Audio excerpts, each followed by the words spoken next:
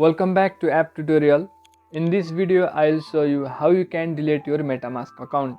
So let's start. First of all, open the MetaMask app and log into your account. After you log into your account, you will find your home screen like this. Go to settings on the bottom right side.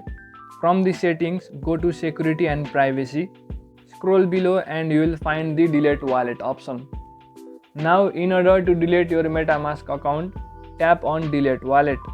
Then after, tap on I understand and continue. In the next screen, it will ask you to type delete.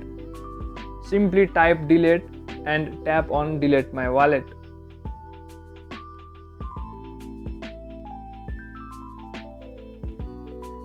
As you tap on delete my wallet, it will quickly delete your account and take you to the first screen of the app where you can either create a new wallet or import an existing wallet. So in this way, you can easily delete your MetaMask account from the MetaMask app. Well, that's it for the video. Make sure to leave a like if you found this video helpful and subscribe to the channel for further videos.